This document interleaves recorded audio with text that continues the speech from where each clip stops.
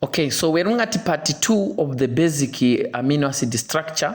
My name is Perfect Muleya. I'm a medical doctor. This is a private tuition center. Okay, so we're looking at part 2. So there's a long video on part 1, about 39 minutes.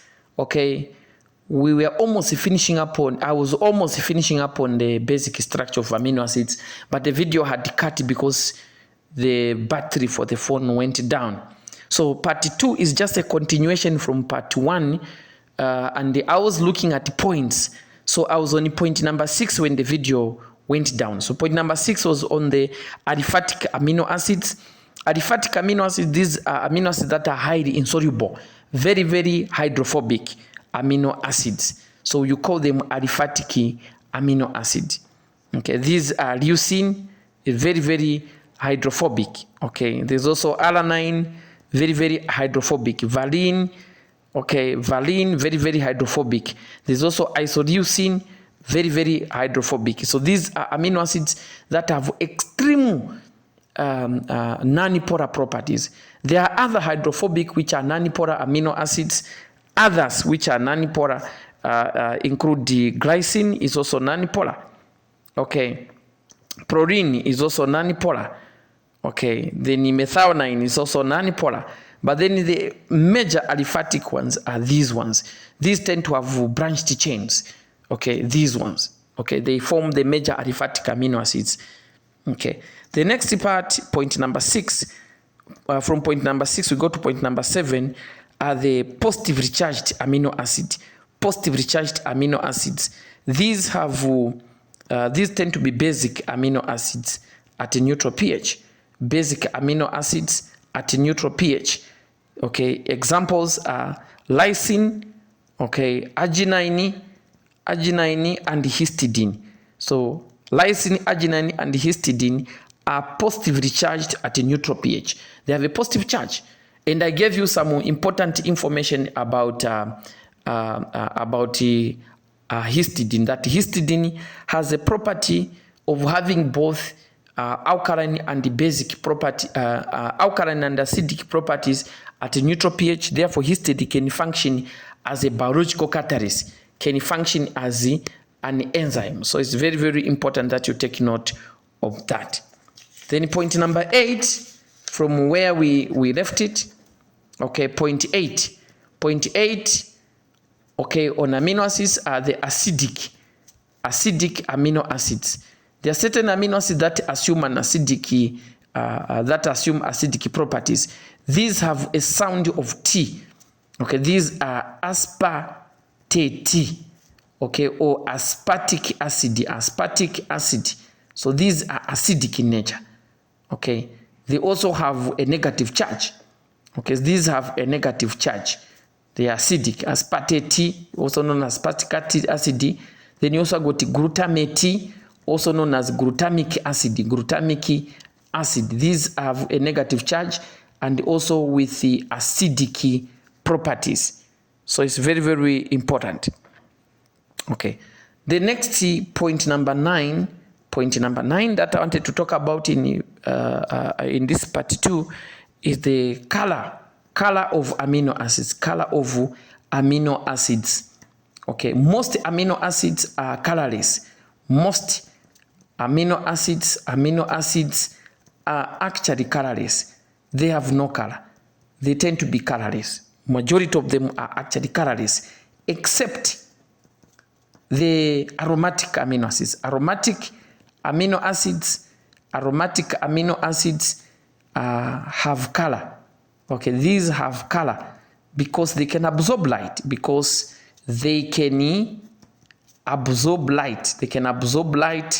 All right, in the range, they can absorb light in the range of 250 to 290 nanometers. Okay, so examples of these aromatic amino acids, remember the usual PTT, which is phenylalanine. Okay, then there's also tyrosine and the tryptophan. But of all these, tryptophan has the highest ability. Okay, highest light absorption. Light absorption. Tryptophan can absorb light with the highest ability among all these amino acids that actually can absorb light. Tryptophan has the highest ability to absorb light. So that you should remember very, very well. Okay. Point number 10. So point number 10, we're looking at amino acids which have hydroxide. Hydroxide in the side chain. In the side chain. Which amino acids have got hydroxide in the side chain?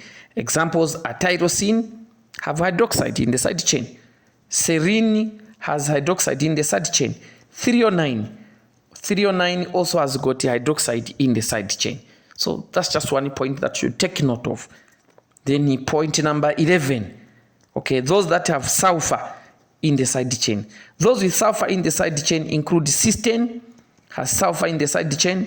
Methionine has got also sulfur in the side chain, methionine.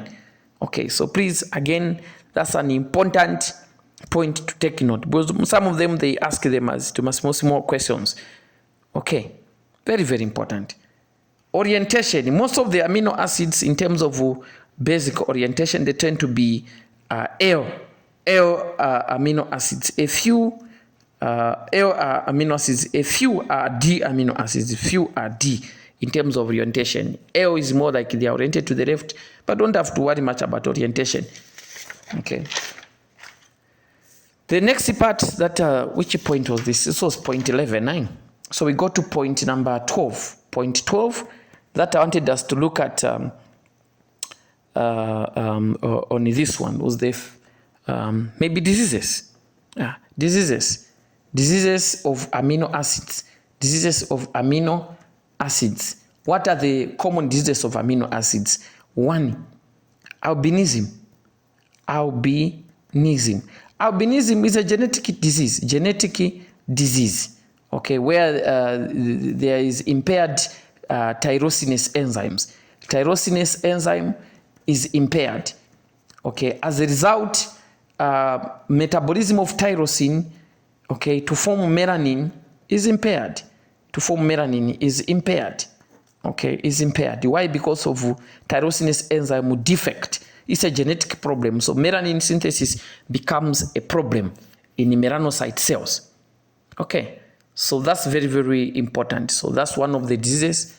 Okay, that you should note on albinism. So there's completely lack of melanin.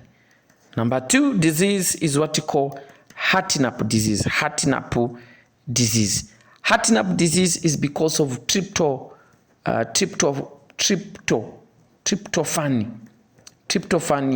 metabolic disorder. Metabolic disorder. Okay, it results into Hartnup disease, tryptophan metabolic disorder. So Hartnup disease, remember, this is associated with pellagra. Okay, associated with pellagra. Okay, this can also result from niacin deficiency. Niacin deficiency. Remember that tryptophan produces niacin, and the niacin deficiency can also cause pellagra. So remember that, where pellagra by nature is associated with the 4 Ds. Okay, 4 Ds, which is the dermatitis, dementia. Okay, dementia, diarrhea. Okay, diarrhea. Then there's also death if you don't correct it. Okay, it's more common in alcoholic people. The 3rd disease here is acaptonuria. Acaptonuria. Okay, it's a disease that results from tyrosine deficiency. Tyrosine metabolic disorder. Not really deficiency, metabolic disorder. So if there's a problem in the metabolism of tyrosine, you develop acaptonuria. Okay, acaptonuria. This color is not that good for the okay, so very, very important. Number 4 disorder here is what you call phenylketonuria. Phenylketonuria. This is a metabolic disorder due to phenylalanine. Phenylalanine, just the name itself suggestive.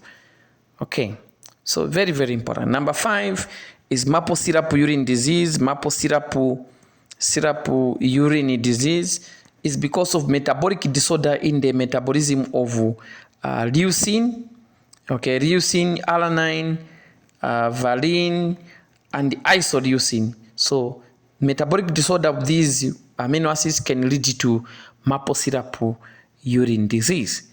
So please take note of some of these most important properties of amino acids, and the point number 12, the diseases, because they come in the exam. So please take note of. Point number 13, which one is the first amino acid which was discovered, first amino acid to be discovered? The answer is the asparagine. That is asparagine. Okay. Then assignment, I'll give you an assignment here. Assignment, you just look at the difference between, what's the difference between desmosine, selenocysteine, and serine, okay, and also cysteine. What's the difference between these? Okay, when you talk about selenocysteine, are we saying, remember both of them contain sulfur, but this one is not derived from cysteine? No. Okay. Then lastly, just to remind you, on the classification, I just want to remind you on the classification of amino acids. So please, it can be based on the dietary needs, or based on polarity of R groups, which is the side chains. So just to remind you on the, okay, it's moving, huh? Just to remind you on dietary, you are looking at essential amino acids. Amino acids that are essential mean they are needed. These are needed in diet. Most of them, these are the ones associated with a lot of metabolic problems. Then the others are non-essential. Okay, remember, there are more than 300 amino acids in nature. Okay, in nature there are more than 300 amino acids. Okay, in humans, standard amino acids in humans, okay, they are about 22. But those that occur in protein, that form proteins, they are only 20.